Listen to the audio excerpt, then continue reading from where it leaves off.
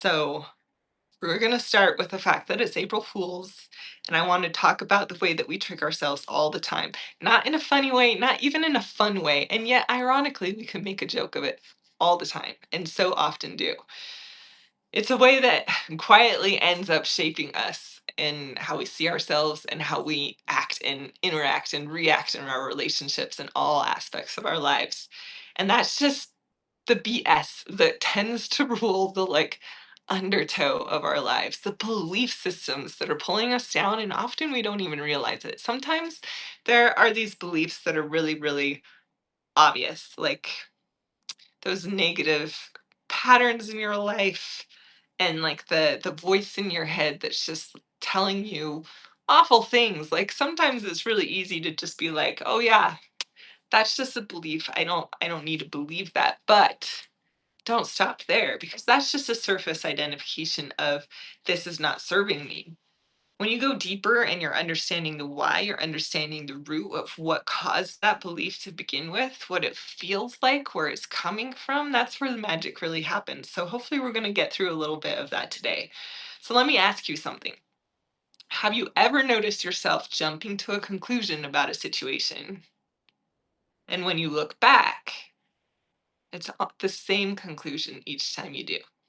So, in other words, and you can totally drop this in a comment, put it in the chat if you're joining us live today. In other words, there's just something, maybe every time that you have a fight, the same fights, we like to call them the same fights over and over again, or every time you start a new job, or every time you go to a party and then leave, like what are the same conclusions that you jump to? Those things that are like, oh my gosh, shouldn't have said that, or like, nobody actually wanted me here, or um I should have said it differently, or I should have done it differently. Like things like that, those conclusions that you jump to, the repeated ones, the situation is different, but the conclusions we jump to are the same over and over again.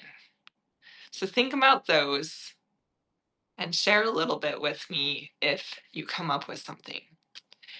That is a great example of the BS, the belief system that's just ruling your life. It's just, and belief systems per the dictionary are big systems usually, but I like to call even our inner beliefs, our inner limiting beliefs, belief systems, because it does act like a machine.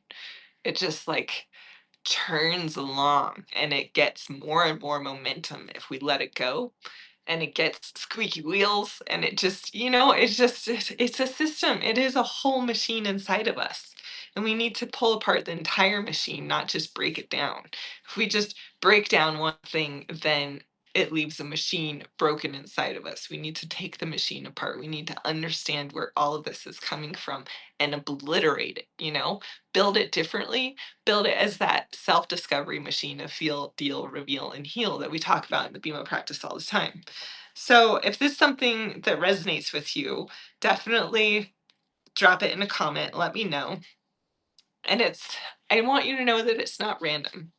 It is a belief. It is a system. It's usually something that you were made to believe through people, through upbringing, through community, through situation, something that has been formed over and over and over again in your life that just keeps doubling down, and therefore that's why it can become so hard to identify these limiting beliefs, because they're so much a part of our life. They're so repeated that how could they not be true? And if you have complex trauma, this is specifically very, very difficult, because one of the things that makes complex PTSD different from just regular, I hate to even call it that, that sounds awful, just PTSD, is that when it's complex, one of the things that you believe to your absolute core is that you are the problem. And therefore, everything you believe sources with you at shame and blame fault, with you needing to fix it. And that's why the BEMO practice is so amazing for disorganized behavior and complex trauma, which I can attest to for myself because I have been able to heal and quiet that. So This is where things get really, really interesting because most of us don't experience beliefs as beliefs. We experience them as absolute truths because of how often they're repeated, because of how much a part of our life they become. So instead of noticing something like, I'm having a thought that I'm not good enough, we feel the thought that I'm not good enough. Does that make sense? So one of them is noticing a thought. One of them is feeling a truth or what we have convinced ourselves through complexity is truth.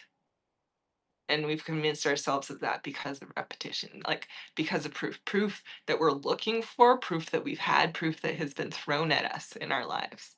So instead of noticing something like, I feel uncertain, we jump to, I made the wrong decision. I messed up. This is my fault. Instead of, I feel disconnected, we go straight to, they don't care about me. They don't want me here.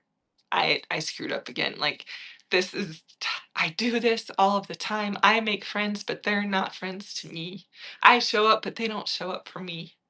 These are beliefs. These are those conclusions that we come to over and over again.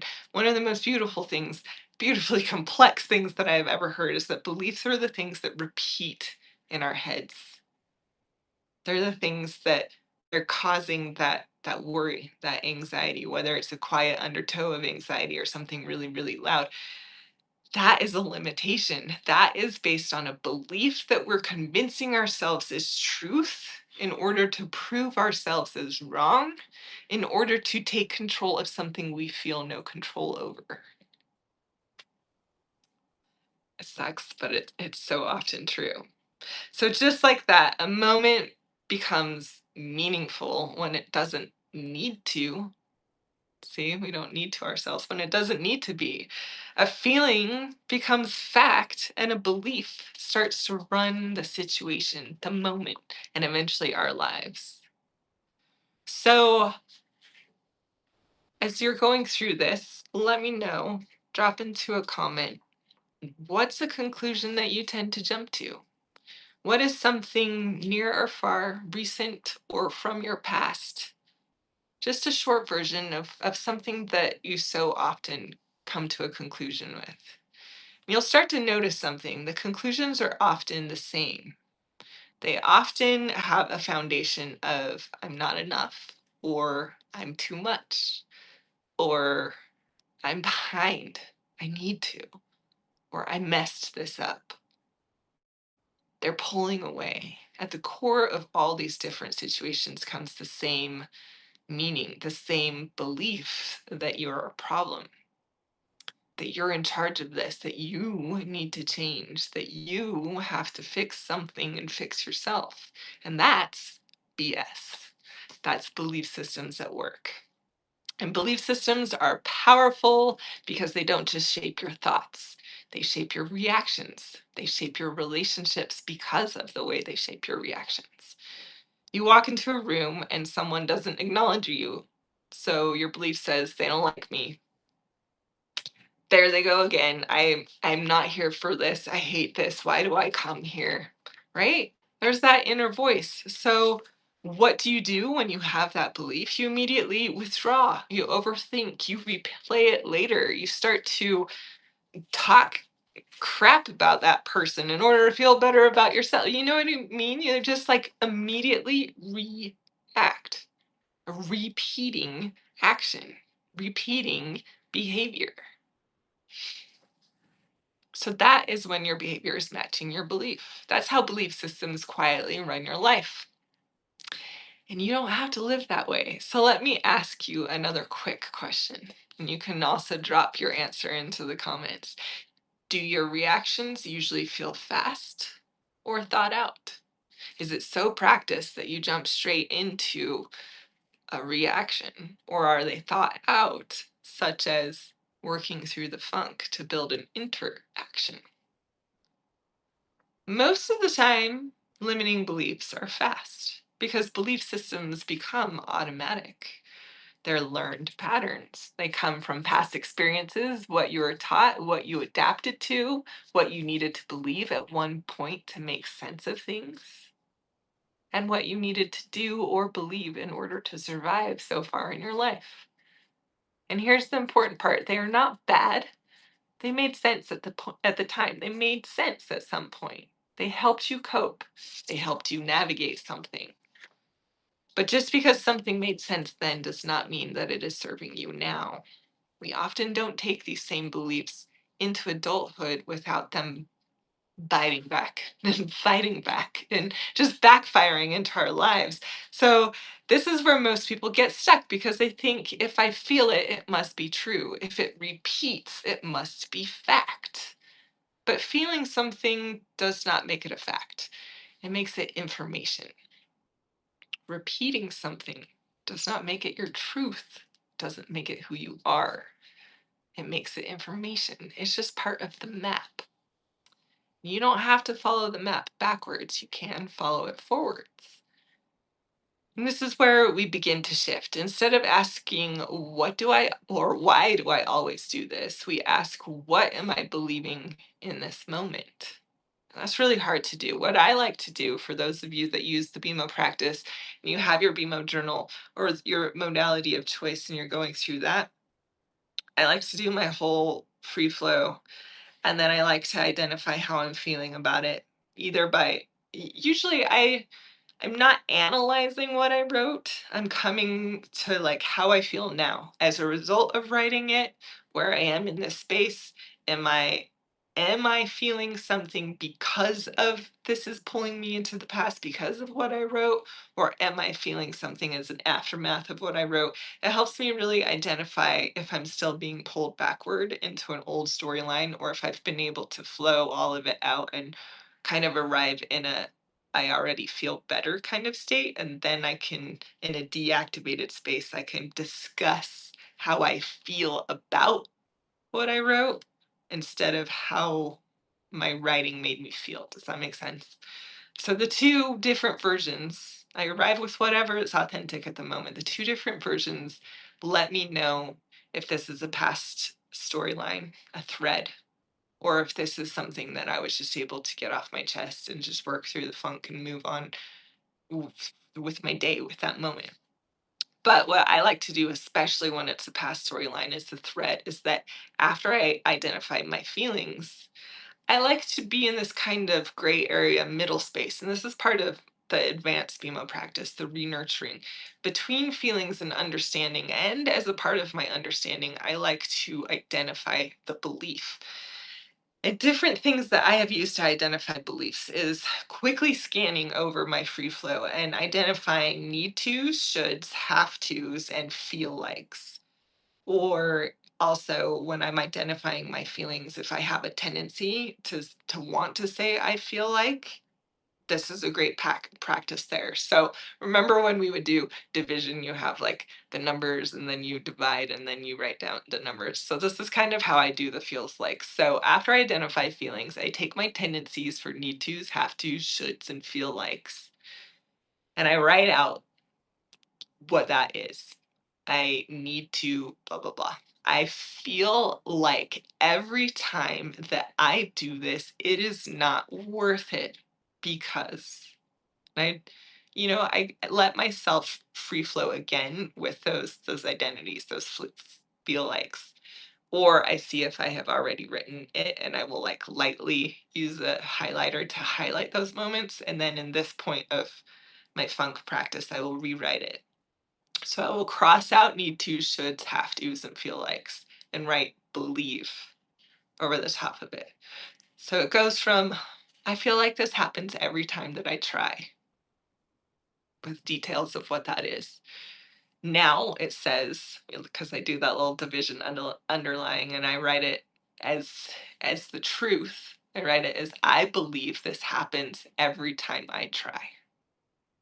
So now we're getting something somewhere. Now we're understanding that this is a belief. This is something that is so common. Everyone says you can hear it in the grocery line. Somebody is having a screaming belief system and doesn't even notice it. So this is something that's just so basic, but we can understand ourselves when we just word it the way that we feel it. So I believe this happens every single time I try. Okay, let me explore that. Why? Because why? And sometimes I'll do that BMO Extra 5 Whys practice and I'll go 5 layers deep with it to understand where this belief is coming from. A lot of it will center around beliefs of enoughness, beliefs of perfection, beliefs that come from comparison, beliefs that come from the shoulds of it should be easy by now, or the belief that comes from, and this one is really, really common and it's wired into enoughness, but there's beliefs that come from I have struggled long enough that this should earn me something, that I should be free of this by now. And many, many, many, many people in this world stay under the thumb of the belief that struggle earns them place, that struggle earns them relief, that struggle earns recognition, that struggle should mean that they get a break by now. And it's really, really, really hard for anyone else, therapist, healer, or otherwise, best friend, anyone, to help someone out of that belief. It is one of the most powerful ones that I witness in so many people over and over again.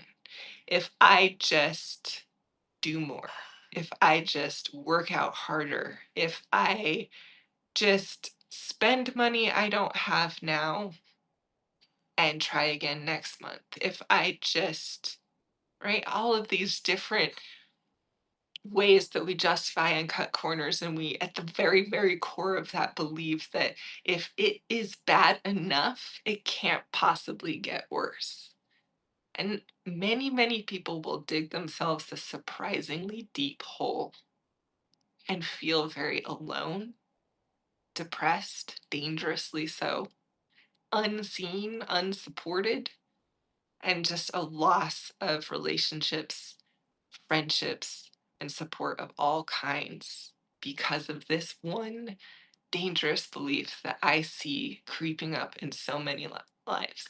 And it's not always something that looks like victimization. It's not always as simple as that. It's not always I'm struggling to make ends meet. I'm struggling to be a parent. I'm struggling to pay my bills. It's not always like so obvious that other people can see it. Sometimes people have replaced codependencies, beliefs, and negativities in their life with something that comes across as hyper positive, such as extreme step counting, extreme calorie counting, extreme weightlifting. They become like super gym rats. That can't be bad, right? And to an extent it's not, but everything in moderation. This is where when you go really, really hard into something good, you're swinging so hard the other way that it actually becomes something that is bad for you. And this is where you end up hiding a belief system in what you believe you can control and what you believe is good for you. So rather than taking it apart, taking that machine apart, you end up swinging, especially if you have complex trauma, especially if you have volatility in your life. You're very used to the swings, the violent choices back and forth, the emotion to logic, the emotional to silence, the stonewalling to, you know what I mean? Like this volatility. So at the minute you recognize something you don't like in your life, whether you're doing it or you feel like it's being done to you, and that's feel like, cross it out, belief. You'll swing into what you have control over. And what you're really doing often is avoiding this situation. So the more you think about that, the more you dive into what your MO is, what your tendencies are, what you go for. I want you to really derive if it's anxious, if it's avoidant. I want you to really derive your why, and I want you to really ask yourself, is there a struggle here that you believe is going to earn? Because struggle, earn, and enoughness are all very complicated storylines that come from protection. And so often people mistake protection and just tell you it's perfection. And at a surface level, they'll tell you, stop being a perfectionist.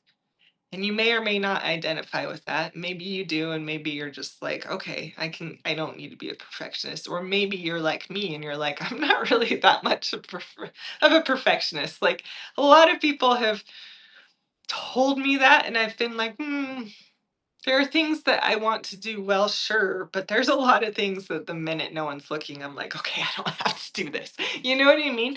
And so that is where I want you to really get in the weeds and ask yourself, where have I called it perfection and it is actually protection?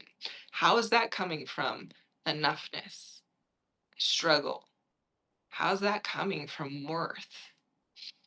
I actually have a matching wheel, kind of like the BMO needs and feelings wheel. I have one for beliefs. And I have never released it because it is so hard to read through limiting beliefs and identifying those limiting beliefs without going to a very dark place. So I haven't released it because I don't necessarily believe that it needs to be out there, at least not yet. Maybe there will be a day and time. But if you're struggling to identify beliefs, let me know. Drop a comment. We'll go through it. So I want you to try something quickly.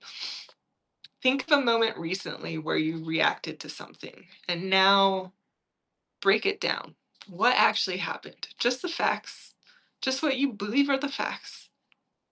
So then ask yourself, what did I feel in that moment? Then ask yourself, kind of like I do in between funk and understanding, ask yourself, what did I make that mean? Or what did it mean to me? Or what did I think that it meant? What do you believe? What is the feel like, the have to, the need, the should? What are you believing someone else should? What are you believing you should? And it could be within and it can be external. It completely depends on your attachment style as to whether or not you're believing someone else should, and you're kind of the rule follower and the the hall monitor type personality, or if you believe you should and you're the one that needs to change and you're the one that needs to hold this and you're the one that needs to fix this. I would love to know which type of personality you identify with. So ask yourself about the meaning, that interpretation, that belief system. And then underneath that belief, there is almost always a need. So if you're doing this in your funk method and you're identifying those feelings, what I like to do once I break down that belief system is I like to answer it in my understanding step. So I'm connecting, I'm feeling, making sure that I'm feeling seen, known, heard.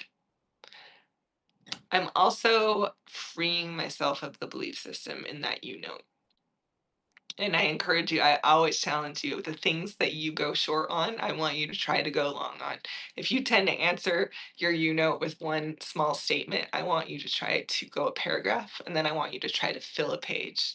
So in an understanding, during the BMO practice at this point, I would, if that feels like was I fail when I try. This is not worth it. Why do I do this? Then I would, my note would be, I see that this is really hard for you. I hear everything that you're saying, but in greater details. I know that this is so important to you. I know that you have been trying so hard. And then there's that you don't have to. You don't need to. I understand that it feels like that, but I believe this about you. So think about your as not just a response to a best friend or like texting someone back who's been venting to you, but as you advance your practice, I want you to think about your as a letter to a part. Like if you do parts work or shadow work, a letter to your shadow, a letter to your inner child, a letter to the part who believes this, the part who is carrying this.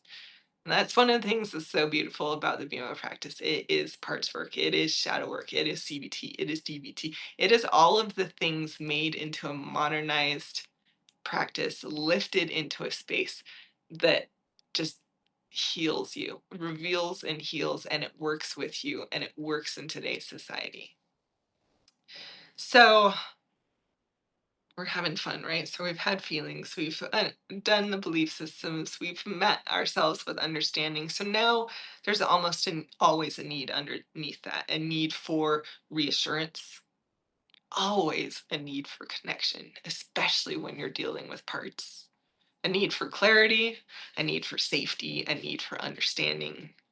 And when we don't see the need, we act from belief. When we just lean into need twos, we double down on the belief.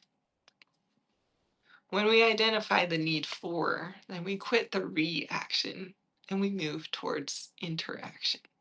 Interaction starts with ourselves internally, right?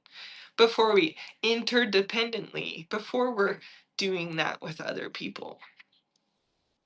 So we react, we spiral, we shut down, we overthink, we try to fix everything. We either try to fix others, teach them what is the right thing to do, or we try to fix ourselves, depending if we're that hall monitor or the self-blamer, the self-assigner. But when we see the belief and we identify the need, something changes. We create space. We can choose how we respond. So if you've been thinking through this, you can add this into the chat. You can add this into your comment. Does that distinction make sense? Belief versus need.